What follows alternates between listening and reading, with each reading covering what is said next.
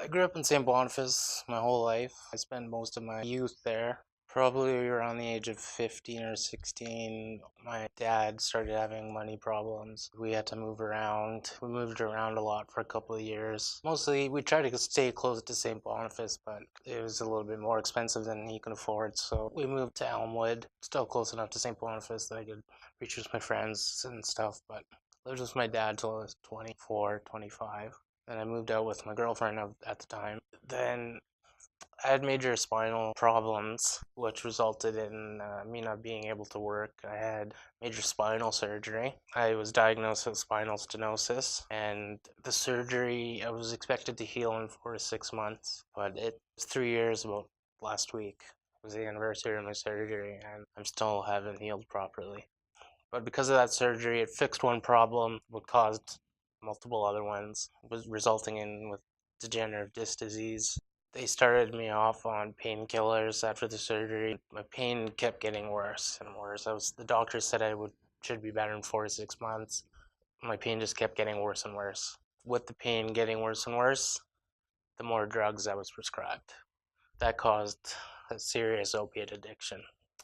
First, it just started with me snorting them because the pain was so intense. I needed that quick release of pain, so I started snorting them just a couple of times a week. Then that progressed to every day. Just about a year ago, I started injecting for the first time. A friend showed me how to inject needles, inject my pain drugs, my hydromorphone into my veins, and I was hooked instantly because it took away all my pain. It took away the pain of losing my girlfriend, losing my housing, and it's been a tough road ever since I started shooting up. But my road to recovery has been better and helpful with the Main Street Project. I'm actually 3 months sober today off opiates, which I'm very proud of. That wouldn't be possible without the help of Main Street Project and others. But yeah, I'm 3 months sober. It feels great, and I'm really happy about that.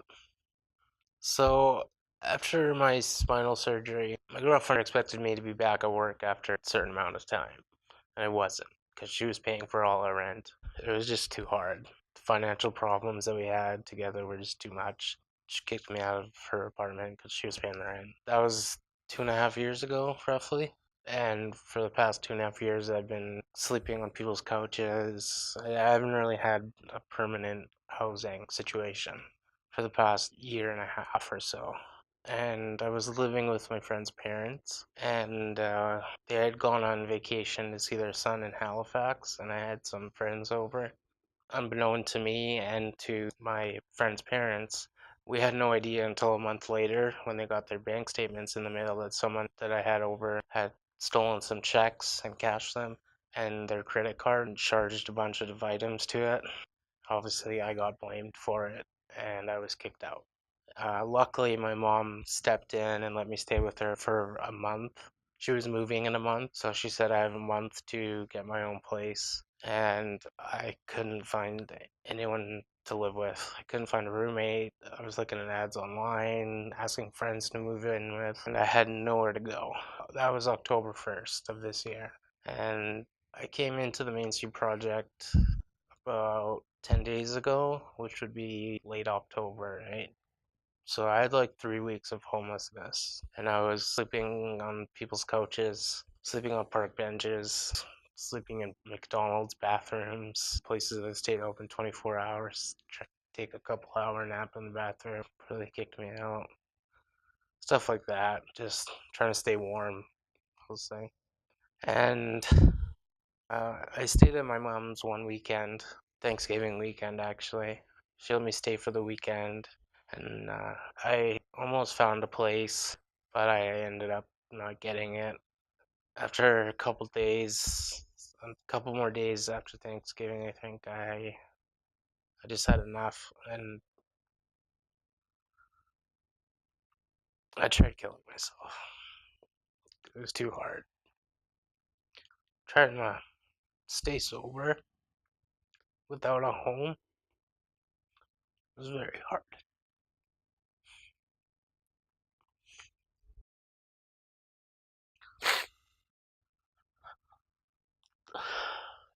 It was the first time that I attempted suicide. I had thought about it multiple times before, but I never went through with it. So it really scared me that I had attempted to take my own life. I knew something was wrong. Sorry.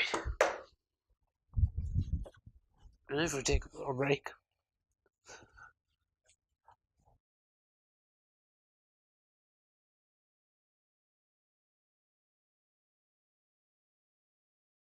Okay.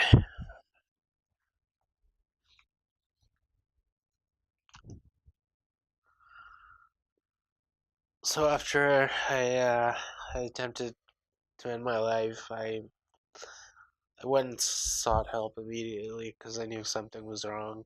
I don't want to die, but my mind was telling myself that it did, and that scared me. So I went and sought help immediately at the Crisis Response Center right behind HSC. And they said they could probably get me a bed at the Main Street Project. I didn't really know what to expect, but when I got there, it was it was great.